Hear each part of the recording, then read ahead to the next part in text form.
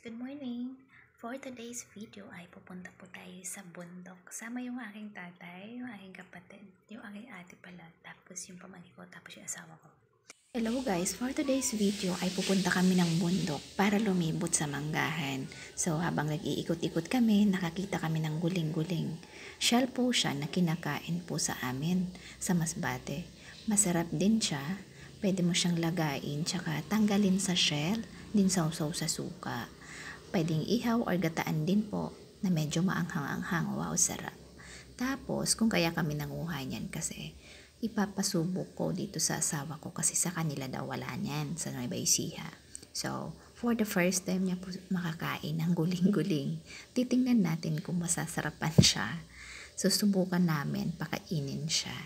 Hindi naman siya maarte yung willing naman siya itry yung mga pagkain na hindi niya pa nasusubukan. Syempre, iba-ibang sa iba-ibang lugar, syempre may mga hindi rin natin alam kainin sa kanila, tapos may hindi rin sila alam kainin na sa lugar namin. Ganon.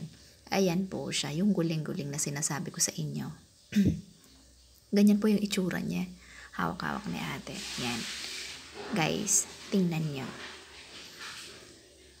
Ayan. Yan yung itsura niya. Hindi ko lang alam sa ibang lugar kung meron din nun. So, napunta na nga po kami sa manggahan. To be continuous talaga yung mangga, as in. Mas nauna pa yung guling-guling. So, ayan. Yung mangga na in-spray nga pala ng tatay ko, ayan po. Marami po siyang bunga. Nakakatuwang tingnan. Tuwang tingnan guys, lalo na pag nakita mo maraming bunga. Syempre, yung pinagpaguran niya, makikita mo na may nagbubunga din. So, nakakatuwa nga po. Then, pupunta pa nga pala kami sa isa niya pang in-spray mangga. Hindi ko lang sure kung ilan yung ilang puno yung na-spray niya. Kasi siya yung nagyaya sa amin, sabi niya, gusto niyo bang makita yung in-spray kong mangga? Sabi namin, sige. Hindi pa nga kami kumakain niya ng almusal, niyaya na kami. Pero okay lang naman kasi para exercise din namin, tagal-tagal din namin hindi nakapag alam mo yung mga akyat-akyat na matataas, ganon. Kaya, ayan. Tapos napunta na nga po dyan sa may Siniguelas. Siniguelas for the day. Pino. Pino pa, no? Ano ganyang kalalaki yung imported? Walang imported dito. Imported. Matanda na kasi ito eh. Siguro maliliit na yung mga bunga kasi matatanda na tao. Grabe inimika ako ang pagkakita sa ni Jutay pa. Maliliit pa kami, Siniguelas na to eh.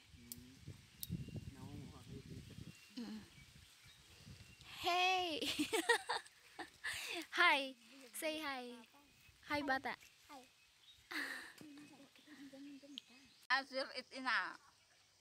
Bantan. Masignal din mo kay kasada. Teka lang. Wala ka ama.